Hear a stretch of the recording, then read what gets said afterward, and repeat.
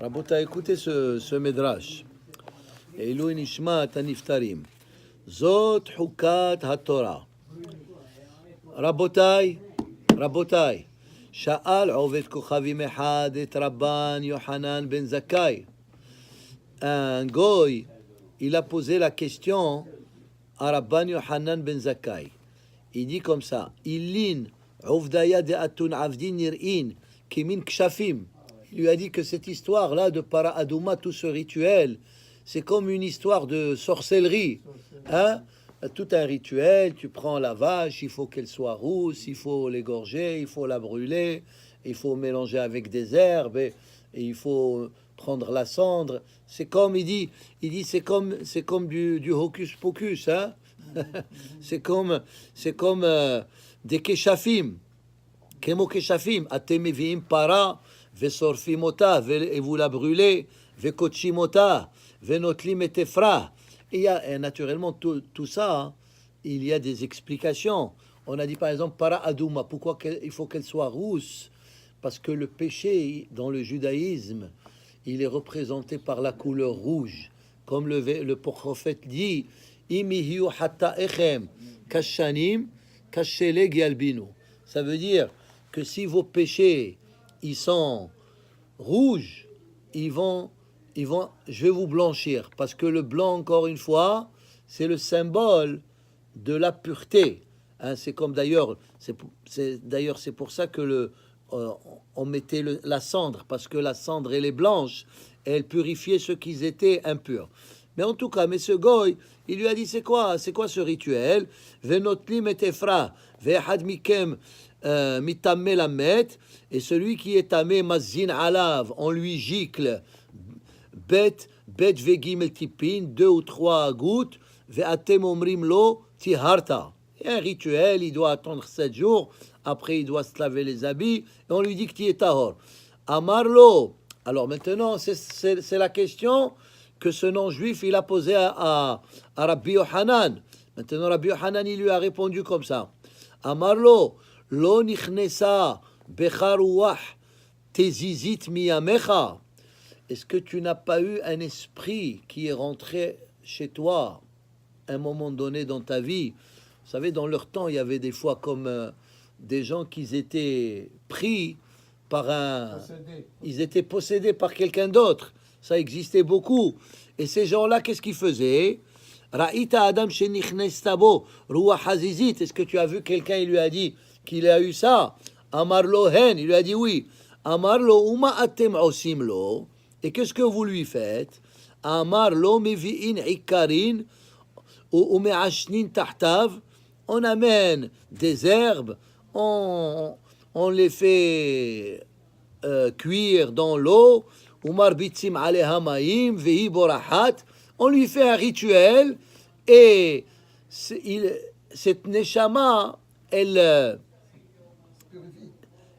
quitte. Non, elle le quitte.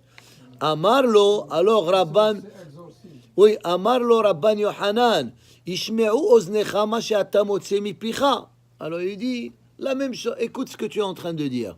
Quand une personne elle est possédée, on lui fait un rituel. Nous aussi, on fait un rituel à quelqu'un qui est possédé par la Toum'a. Il est impur, on lui fait ce procédé et on le rend pur. Kaharu hazuru hatum'a vegam et aneviim ve'etru hatum'a a'avir mina aretz. Comme le prophète il dit que à un moment donné, quand le Mashiach il va venir, toute cette rouah impure, elle va disparaître. Mazin alav menida vehu boreach, et cette rouah hatum'a, elle quitte. Maintenant, ça c'est le début de l'histoire. Maintenant, écoutez la deuxième partie. Le'achar she'atza, quand ce goy il a quitté, amrulo talmidav, les élèves ils ont dit au rabbin, Rabbenu, laze dahita bekane. L'anoumata Omer. Elle dit à ce goy, tu as donné une réponse comme ça, juste pour comme ça, voilà une réponse et lâche-moi la jambe. Mais, elle dit, mais nous, tes talmidim, donne-nous une explication plus valable que ça. Hein? Parce que lui, qu'est-ce qui lui a donné l'explication? Comme vous avez le rituel, à son niveau, voilà. Et ça, c'est très bien. Des fois, il faut répondre Ane Kesil Valto. Des fois, il faut le répondre à son niveau. Et on dit c'est ça. Attends, je vais finir. Après, je te laisse poser ta question. Ou bien tu veux, vas-y. Le peuple juif, il devrait faire une levée de fonds là pour activer la venue du Melech Mashiach. Qu'est-ce qu'il a dans le dire? Qu'est-ce que ça a à voir avec le sujet? C'est pas bon, c'est hors sujet. Ok, attends. Alors, ils lui ont dit, tu lui as répondu, ok, à son niveau, mais nous, donne-nous une réponse plus valable. Amar lahem, alors écoutez, c'est ça ce que je voulais vous transmettre. Amar lahem, hayechem, sur votre vie, lo hamet metame. On dit, parce que celui qui fait ça, parce qu'il a eu un contact avec un mort. Alors il dit, en réalité, le maître, il ne rend pas une personne impure. Velo hammaim metaharin. Et c'est pas l'eau qui va rendre quelqu'un pur. Ah, pourquoi la Torah elle nous dit oui, celui qui est impur, on lui met de l'eau, il devient tahor. Et là, voici la réponse. Et là, marakadosh baruchu, huka hakakti, gzera gazarti, en atar shail la avor al gezerati. Ça veut dire, c'est un décret de la Torah, et notre niveau, il n'est pas assez élevé spirituellement parlant pour comprendre la profondeur de cette mitzvah, mais nous, comme étant les serviteurs de Hakadosh Baruch Hu, on accomplit les mitzvot, même si on ne les comprend pas. Ça veut dire, c'est quoi la vraie réponse? C'est qu'il n'y a pas de réponse. Ça veut dire, la religion, comme on a dit, bah, si on comprend juste les mitzvot, si on pratique juste les mitzvot qu'on comprend, alors c'est pas une religion, ça. C'est pas la foi. La base de la religion, c'est la foi. C'est pour ça qu'il y a le mot, le prophète, il a dit, Ba Habakouk vehe emidan al ahat, sheneemar tzadik be'emunato yihye. Ça veut dire que toute la religion, elle est basée sur la foi. Celui qui n'a pas de foi, il peut pas être connecté à la religion. Parce que sinon, tu vas lire dans la Torah telle chose ont eu lieu. Si tu n'as pas la foi, tu vas dire qui a dit que ces choses-là, ils ont eu lieu. Il faut croire dans le Mashiach, comme il a dit tout à l'heure. Qui t'a dit que le Mashiach, il va venir? C'est un inyan de Emouna. Alors il leur a dit, c'est ça, la religion, il y a des parties. On va parler de ça peut-être vers la fin de la semaine. J'ai un texte de Rabbeinu Behaïdi que la religion, les mitzvot, il y a plusieurs catégories. Une catégorie des mitzvot rationnels, comme logique, il ne faut pas voler, il ne faut pas tuer, le respect de autrui, etc. Mais il y a des mitzvot qui dépassent la compréhension de l'être humain. Ça veut dire, c'est comme ici, para aduma. Pourquoi quelqu'un, quand il touche un mort, il devient tamé, hein? Alors que nous, le contraire, on considère que les morts, ils sont likdoshim asher ba'aretz hemma. Alors c'est pas très clair, mais il y a une émouna. Ça veut dire on donne des explications, mais c'est pas l'explication qui détermine que c'est ça la mitzvah. La mitzvah, il faut la faire parce que Hachem il nous a demandé de la faire. Si on essaye de trouver des raisons, c'est bien beau. Mais même si on ne trouve pas la raison, la mitzvah, elle existe toujours. C'est pour ça que c'est marqué au début de cette paracha. Zot hukat ha-Torah. Normalement, il aurait dû dire quoi?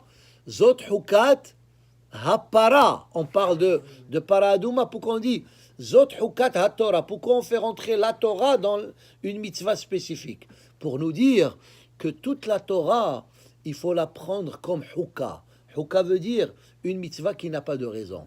Ça veut dire j'accomplis les mitzvot parce que Hachem il m'a demandé de les accomplir et pas plus que ça. Je vais essayer de comprendre les mitzvot. C'est bien de comprendre. Ta'am mitzvot, c'est bien beau parce que ta'am, c'est comme ça vient du mot ta'im. Ta'im, c'est plaisant. C'est le goût. C'est comme si tu manges quelque chose et il n'y a pas de sel et de poivre. Alors, elle n'a pas un bon goût. La même chose, les mitzvot, il faut leur donner un ta'am, il faut leur donner un goût. Et le goût, c'est de comprendre un peu. Mais il y a des choses qu'on ne comprend pas. Même Moshe Rabbeinu et même Shlomo HaMelech, il a dit dans le Pasuk, Amarti Ehkama, Vehi rechoka mimeni. Je voulais comprendre cette mitzvah. Shlomo HaMelech, il était le sage des sages. Vayihkam mikol adam. Hein? Il savait toutes les sagesses qui existent dans le monde, les 7 sagesses. Il les connaissait à la perfection. Mais quand il est arrivé à cette mitzvah, il a dit que il lève les mains. Alors juste un petit passage encore. Mitzvat para hi hukka belo ta'am. Ça veut dire que c'est une mitzvah qui n'a pas de raison. Et malgré ça, au temps du Beth Amikdash, Am Israël, il faisait de tout pour accomplir cette mitzvah. Des fois, comme le Talmud y raconte, il y avait une personne qui avait dans son troupeau cette vache rousse. Parce que si elle a 2 cheveux blancs ou 2 cheveux noirs, elle n'est pas cachère. Et des fois, ça coûtait beaucoup d'argent. Il dit comme ça, la reine, on raconte une histoire. Un goy, la Gemara, elle raconte dans Pesachim, le goy, que les Béné Israël, les Juifs, ils sont venus acheter chez lui les pierres précieuses du éphod. Et il ne voulait pas leur vendre. Pourquoi? Parce qu'il ne voulait pas réveiller son père. Mais parce que les clés du magasin, ils étaient sous son oreiller, et il dormait, il ne voulait pas le réveiller. Hein? Mais après, l'année d'après, ils sont venus chercher chez lui Para Adouma. Il leur a dit, je sais que si je vous demande n'importe quelle somme, vous allez me la donner parce que je sais que c'est une mitzvah précieuse pour vous, mais je vais vous demander uniquement la somme que j'ai perdue l'autre fois quand je ne vous ai pas vendu les pierres précieuses parce que je voulais faire kiboud avaem. Alors, on voit que ce goy, Hachem, il l'a récompensé parce qu'il faisait kiboud avaem. La chen noldalo para aduma etzel dama ben netina. C'est pour ça que ce goy qui s'appelait Dama ben Netina, il a eu le mérite seul d'avoir para aduma. Les har otlo, pour montrer à ce non-juif, שאף פי שהוא הפסיד ממון הרבה בשביל מצוות כיבוד אב ואם, שהיא מצווה שכלית, malgré qu'il a perdu beaucoup d'argent parce qu'il a voulu accomplir la mitzvah de Kibboud Avaim. Mais Kibboud Avaim, c'est une mitzvah sikhlit.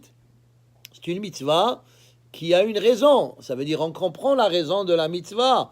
Le respect des parents. Pourquoi? Parce que c'est eux qui nous ont donné la vie. C'est eux qui nous ont élevés. Alors quand on grandit, on leur doit une certaine reconnaissance.